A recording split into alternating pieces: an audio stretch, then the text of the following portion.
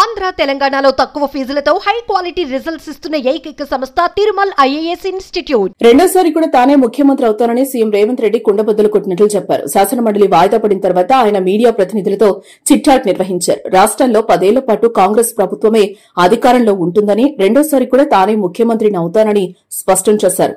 మొదటిసారి బీఆర్ఎస్ పై వ్యతిరేకతతో ఓటు వేశారు.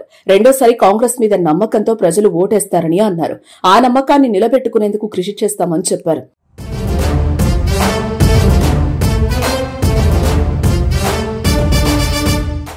ఇచ్చిన ప్రతి హామీ అమలు చేసి ప్రజల వద్దకు వెళ్తాం.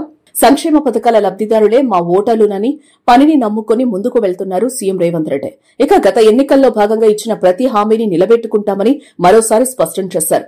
సంక్షేమ పథకాల లబ్దిదారులే తమ ఓటర్లు అని, తమ పని మీద నమ్మకంతో ధైర్యంగా ముందుకు వెళ్తున్నట్లు చెప్పారు. స్టేచర్ కాదు, స్టేట్ ఫ్యూచర్ తనకు ముఖ్యమని వెల్లడించారు. ఇక ఇచ్చిన మాట ప్రకారం ఖచ్చితంగా 1 కోటి మంది మహిళలకు లబ్ది చేకూరుస్తా అని మరోసారి స్పష్టం చేశారు. వాళ్ళిప్పుడు మౌనంగా ఉన్నా తప్పకుండా వచ్చే ఎన్నికల్లో కాంగ్రెస్ కే ఓటేస్తారని అన్నారు.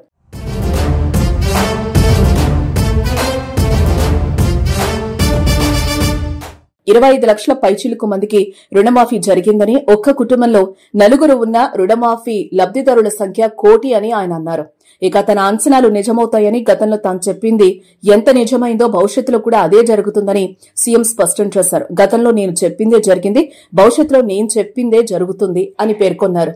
భారతదేశంలో రాబోయే జనాభా లెక్కలు, డీలిమిటేషన్ పై కూడా సీఎం రేవంత్ రెడ్డి విశ్లేషణ ఇచ్చారు. 2026 నాటికి జనాభా లెక్కలు పూర్తవుతాయి. 2027లో కేంద్రం వాటిని నోటిఫై చేసే అవకాశం ఉంది. కేంద్ర ప్రభుత్వం డీలిమిటేషన్ కోసం సిద్దమవుతోంది. దక్షిణాది రాష్ట్రాలు నష్టపోకుండా ఉండేందుకు తమ ప్రయత్నాలు కొనసాగుతున్నాయని సీఎం ధీమా వ్యక్తం చేశారు. సమగ్ర అభివృద్ది, సంక్షేమ పథకాల అమలుతో రెండోసారి ఎన్నికల్లో విజయం తథ్యమని సీఎం రేవంత్ రెడ్డి ధీమా వ్యక్తం చేశారు.